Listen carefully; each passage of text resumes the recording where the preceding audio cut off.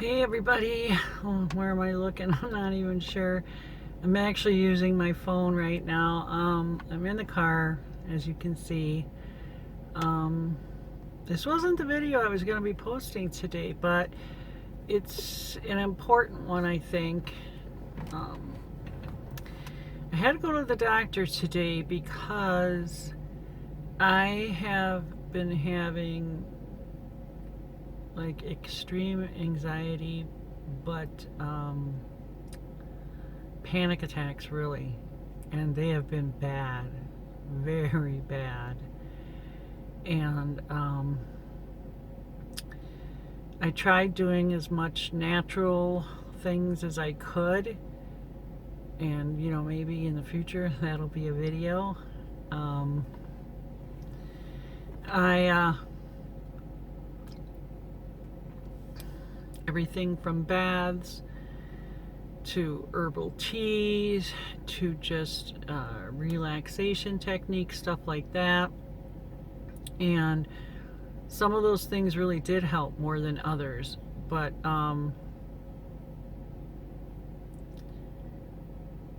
in the past, I know I have a family member very close to me that has suffered with anxiety and panic attacks for a long time, going on like 20 years now. But so much, like in social media and Facebook and that, in particular young people, I see all the time all these posts. Oh, I have anxiety, I have this, I have that. And to me personally, it kind of hit me like how a lot of people feel about ADHD, like it's overdiagnosed. Like this many people don't really have this. One of my younger sons definitely had ADHD. I didn't talk about it a lot outside of the family because I didn't need to. It wasn't something that made him special or he should be on display for or anything like that. I mean, we're all special for our own reasons. But my thing with him was he was never medicated for it.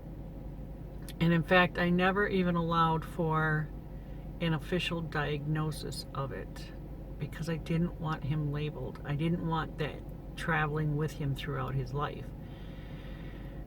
He had special routines and he had a lot of help at school, and that was a blessing and all of that and whatever. But sometimes I still see people saying, oh, ADHD is a made-up thing, that's not even real, and it's not true. I don't know if maybe they do overdiagnose it. I don't know. I'm no expert, but I do know what my son had. But my point of all that is that I feel like in a lot of ways I was one of those people when it came to panicking anxiety. Like, oh geez, there's no way this many people have it, and they're just overblowing it, and it's not that big of a deal or whatever.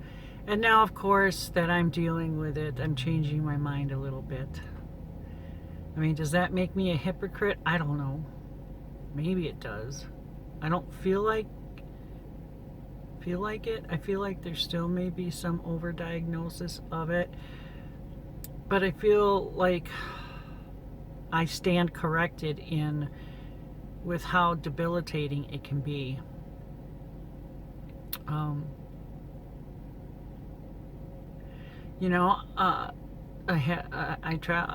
went to the hospital once thinking, not that I was having a heart attack, but that something was really, really wrong with my heart.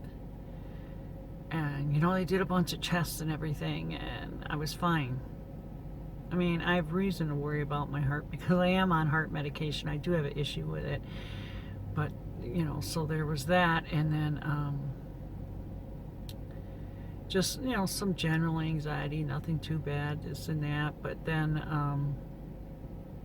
I just, all of a sudden, out of the blue, just started wigging out. And this past Friday, I drove myself to an urgent clinic because I was having a very hard time breathing. Now, I've been used to getting this racing heart and all this other stuff, but not the not being able to breathe, and that scared me. I had several bouts with pneumonia throughout my life, and especially when I was a child, I would cough so hard that I couldn't breathe. And that sent me into panic mode like nobody's business. So not breathing is a big deal to me. It's a big deal to all of us. So I went to the clinic, and they knew my history, and they did a whole bunch of tests, only to find out that it was probably just a panic attack. And then I keep having them at night, hour or so before I go to bed. And then I had one right in the middle of church. And that freaked me out like nobody's business. Like, what am I going to do? What am I going to do? And it's like, I will not leave church. I will not leave church. Maybe I'll get up and walk around, but I am not leaving church. And so I managed. And I got hold of my doctor and got in as quickly as I could. I couldn't get an appointment right away, but soon enough. And she put me on 2 different medications. She asked me first, she's like, will you take something for it?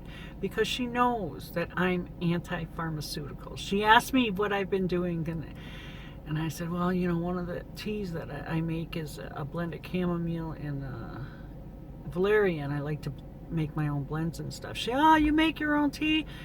And I'm like, well, herbal teas, yeah, I can, grow a lot of them. I can't grow a regular tea plant, but yeah, I can grow a lot of that, and otherwise I'll just buy it, dried or whatever. And I said, that seems to help. And she says, it puts you to sleep, the valerian. I'm like, well, yeah, it does help me get sleepy and stuff. And it did take the edge off of my anxiety, but it didn't make it go away by any means. But so anyway, she's like, well, will you take something? And I said, yeah, I will, so long as it's kind of possible for it to be temporary. I don't want to be on something lifelong if I can help it. And she said, will you talk to somebody? And I said, yeah, I will. Because her and I have had this conversation before about maybe talking to somebody ever since, Paul passed away. And I kept saying I would, and everything. But, I'm so busy, and I have the kids, and And I said, yeah, I will talk to somebody, especially, if this can be, a road to healing altogether, so that eventually, not only will I not have panic attacks or anxiety or whatever, but maybe I can be more happy.